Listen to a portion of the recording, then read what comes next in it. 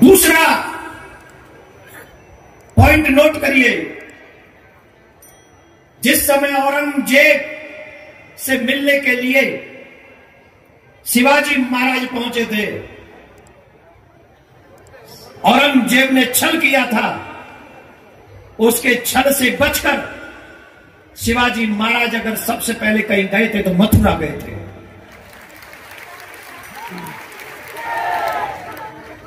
और उस समय मथुरा वासियों ने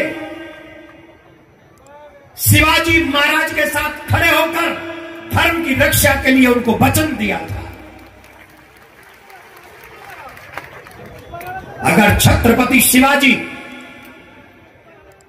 आगे की लड़ाई लड़ सके तो इसमें मथुरा का अहम योगदान था, इस बात को भूलना मत, क्योंकि वहीं से उनको भगवे वस्त्र पहनाकर भेजा गया था। किस किस को मालूम है ये कहानी? किस किस को मालूम है? तो बताओ, मथुरा ने महाराष्ट्र का साथ दिया था कि नहीं? दिया था कि नहीं? आज मथुरा को महाराष्ट्र के साथ की जरूरत है। आज अगर महाराष्ट्र मथुरा का साथ देगा तो सनातन सुरक्षित हो जाएगा, इसमें कोई बुराई नहीं। आज मैं आपसे सहयोग मांग रहा हूं, सनातन बोर्ड बनाने में आप मेरा सहयोग कीजिए। मैं मथुरा से आया हूं।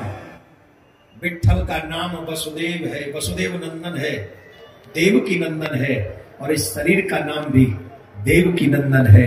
शायद युग बदलने पर उन्होंने मेरे को ये जिम्मेदारी दी है कि जा थोड़ा बहुत इन लोगों को जगा, अगर ये साथ दे सके तो तू धर्म की रक्षा में इनको जागृत कर, और मैं अपना दायित्व निभा रहा हूं। अगर आपके दिल में थोड़ी भी जगह धर्म के लिए हो, एक बार तो उठ जाओ आने वाली पीढ़ी को बचाने के लिए। एक बार तो जाग जाओ अपने धर्म की रक्षा के लिए। एक बार उस झंडे की शान के लिए खड़े हो जाओ जो छत्रपति शिवाजी महाराज ने मुगलों के दाग खट्टे कर दिए थे। आज पुनः वो लड़ाई मुझे और आपको लड़नी पड़ेगी, इसमें कोई संशय नहीं।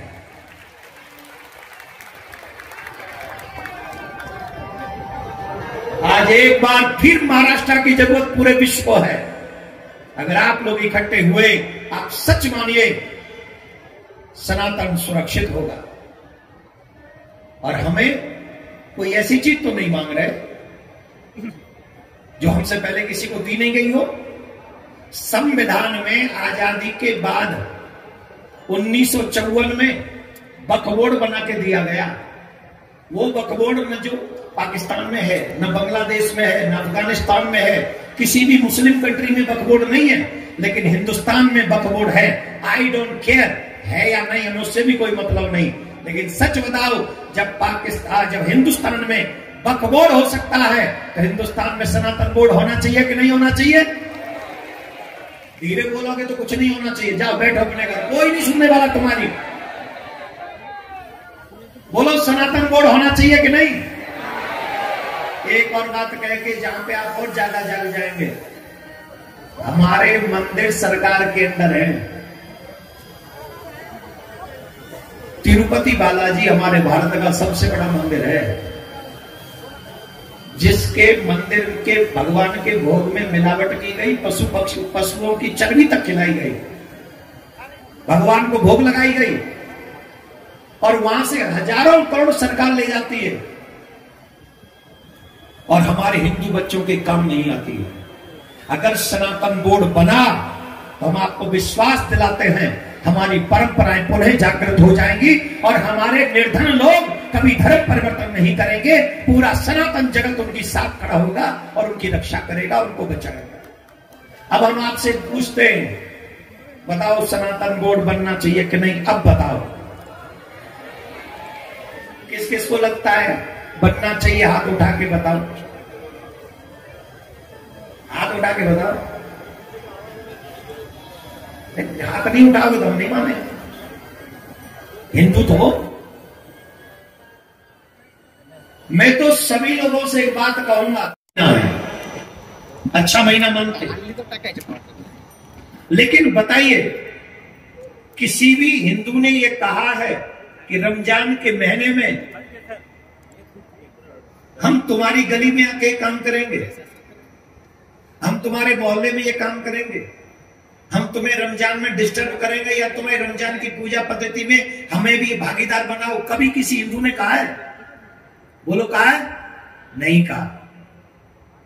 लेकिन आप इसके अपोजिट देखिए, जब भी महाराष्ट्र में डांडिया होता है तो विवाद इस बात पे होता है कि नहीं हम भी जाएंगे। अभी कुंभ में भी जब सनातनियों का बहुत बड़ा पर्व था तो उस पे भी ये विवाद हुआ, नहीं हम तो जाएंगे। अभी भी होली पे एक विवाद फिर शुरू हो रहा है, हम तो जाएंगे। भाई जब हम तुम्हें डिस्टर्ब नहीं करते हैं तो तुम हमारे त्योहारों पे क्यों डिस्टर्ब करने आओगे? अरे अच्छी बात तो यह है, या तो मन मिले तो खेलो हमारे साथ होली, लगवाओ कलर। अगर तुम हमारे साथ डांडिया खेलना चाहते हो तो हम तुम्हारे साथ होली खेलना चाहते हैं, इसमें प्रॉब्लम क्या है? तुम डांडिया में जब जाते हो लड़कों को भेजते हो, जहां हमारी बहन बेटियां नृत्य करती हैं वहां तुम्हारे बच्चे जाते हैं, आप कोई प्रॉब्लम नहीं, आप अपनी बहन बेटियों के साथ आओ ना। जैसे हमारी बहन बेटी वहां है वैसे अपनी बहन बेटी लाओ और डांडिया करो, कोई प्रॉब्लम नहीं। होली के समय में अगर आपको हमारी होली के त्योहार में आना है तो कोई प्रॉब्लम नहीं, जैसे हमारी बहन बेटी है वैसे अपनी बहन बेटियों के साथ आओ, होली खेलो, कौन रोकता है आपको? भाईचारा निभाना है तो ढंग से निभाओ। वैसे मुझे तुमसे आशा नहीं है कि तुम भाईचारा निभाओगे, लेकिन अगर वो भाईचारा ढंग से न निभाए तो आपसे भी निवेदन है सनातनियों, अपने 30 त्योहारों पर कट्टर होकर सिर्फ सनातनी हित के लिए अपने कार्य को आगे बढ़ाना चाहिए। फिर हमें किसी को भी ऐसे लोग जिनकी पूजा में विश्वास नहीं है, राम में विश्वास नहीं है, कृष्ण में विश्वास नहीं है, शिव में विश्वास नहीं है, विठ्ठल में विश्वास नहीं है, ऐसे लोगों को अपनी पूजा में आने देना नहीं चाहिए। तभी हमारी पूजा पवित्र, शुद्ध और अखंड रहेगी। सिंपल सी बात है ना, तुम अपनी पूजा करो, हम अपनी पूजा करें, तुम अपनी पूजा में रहो, हम अपनी पूजा में रहें, तो हमारी पूजा में डिस्टर्ब मत करो, हम तुम्हारी में ना करें। हाँ या ना? एक और बात कह देना चाहता हूं,